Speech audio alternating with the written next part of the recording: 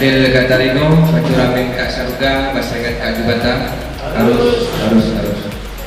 Terima kasih atas kesempatan diberikan kepada saya, mewakili dari PT Arpansia bergerak di perusahaan pestisida. Dan saya ucapkan terima kasih atas datangan Bapak yang meluangkan waktunya. Pertama-tama izinkanlah saya untuk memperkenalkan diri terlebih dahulu. Nama saya W. Arsyurul Jamiat. Saya adalah petugas lapangan dari PT Arpansia yang mungkin ya baru masih belum banyak lah mungkin kita sering dengar, tapi untuk di Neginap, di desa Neginap ini kedatangan yang kedua kalinya. Jadi waktu itu pas panen perdana di sawahnya Pak Kades, Pak Mangkis, dan sekarang diundang untuk kegiatan program dana desa bidang pemberdayaan masyarakat latihan pertanian. Nah, jadi apa yang disampaikan Pak Bando itu adalah kunci kita apakah ingin hasil atau tidak. Nah, dari 5 yang disampaikan itu tata cara bagaimana kita tanam, bukan hanya sekedar tanam. Jadi slogan yang saya ingat-ingat di daerah sini yaitu inak tanam, inak makan.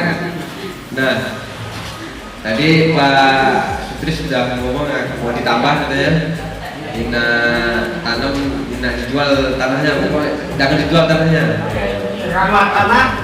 Jual tanah untuk makan.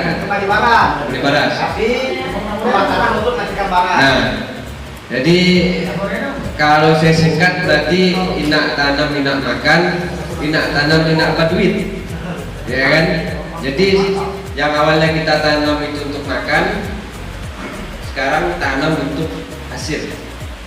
Ya, setuju Pak ya. Jadi selain kita bisa untuk makan dan padi tersebut, beras tersebut bisa kita jual lagi untuk hasil keperluan kita. Nah, tadi dari 5 itu kita ambil yang terakhir yaitu perawatan untuk dari gulma dan hama dan penyakit. Nah, jadi kalau dari perawatan untuk kita lebih ke inilah persemaian. Nah, dalam persemaian tadi saya ada dengar Pak Sutris ngomong itu pada di semen itu ada telur ulat. Jadi begitu ditanam mati sosok tuh mati pucuk Pak ya? Mati sosok ya kan? Nah, jadi mati pucuk waktu di semaian kita tidak ada perakuan.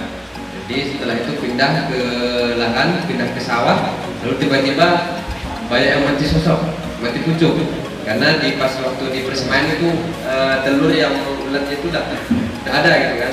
Nah, kita langsung ke istilahnya solusi lah gitu kan. Jadi kita ada produk yang istilahnya untuk membekukan telur, membeku telur ulat, namanya Ayuna 50 EC. Jadi dia istilahnya produk spesialis membeku telur. Jadi bukan hanya telur, tapi ulat juga mati gitu. Nah, tapi spesialisnya kerja Ayuna ini membukukan telur. Jadi telur yang misalnya mau menetas itu tidak akan menetas Pak. Jadi tidak ada ulat gitu kan. Nah, jadi ini dapat diaplikasikan pada saat umur vegetatif masih masa pertumbuhan, yaitu pada persemaian bisa.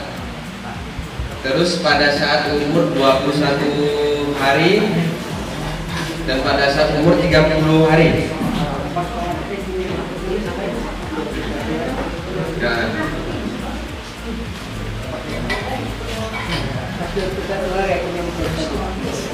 pas ya? Ya kan?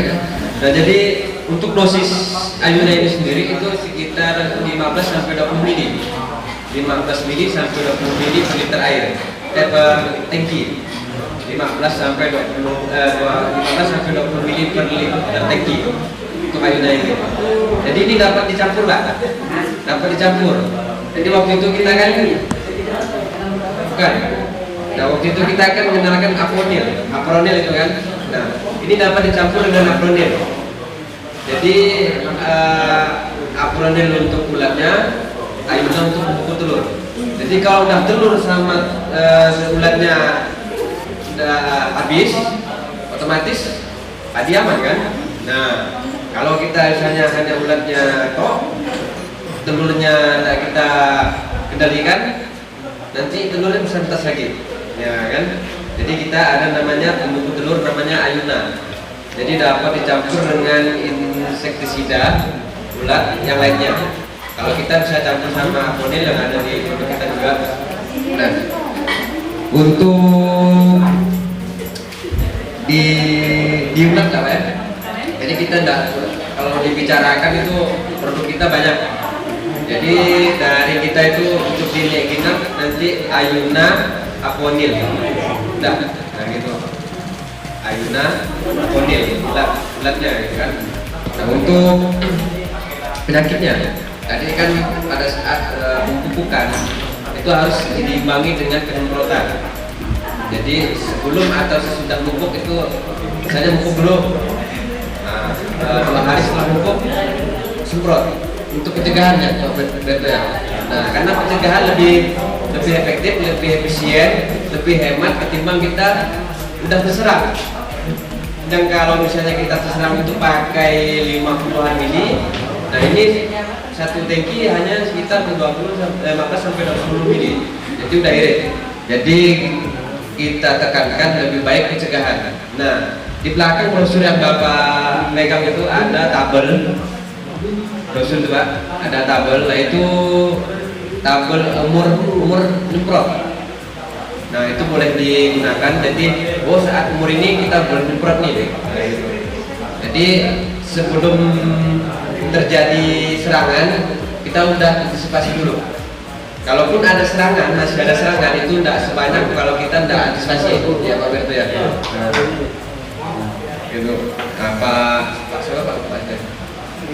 Pak Yas tadi katanya sudah nyemprot Pak ya. Nah, tapi serangan di padi Pak Yas belum terlalu kuat Pak ya. Dia sudah sedang tinggi lah. Dia sudah 21 hari.